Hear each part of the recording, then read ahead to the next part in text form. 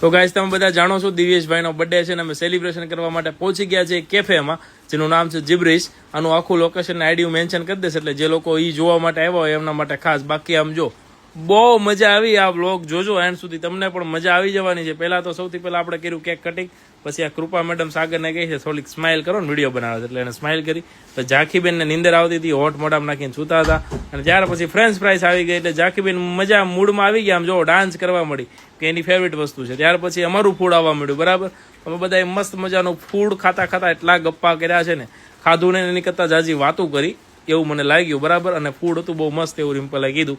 ત્યાર પછી અમે પીઝા ઓર્ડર કર્યા હતા, તો પીઝા આવી ગયા છે. અલગ અલગ પ્રકારના 2 પીઝા હતા, બંને ટેસ્ટ કર્યા. અને અહીંયા નવું કપલ એન્જોય કરતું હતું પોતાના ફૂડને, અને મેં મારા ઝાંખી જોડે એન્જોય કર્યું. મેં ઝાંખીને પીઝા સખાડ્યો આજે પહેલી વાર.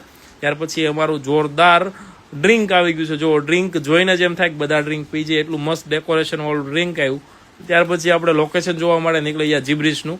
જો જોરદાર કેફે છે, અને આવું જોરદાર રીલ્સ બનાવ્યું હોય કોઈને ફોટોગ્રાફ કરવું હોય તો એના માટે બેસ્ટ લોકેશન છે. એટલા માટે પહોંચી જજો જેને જવું હોય.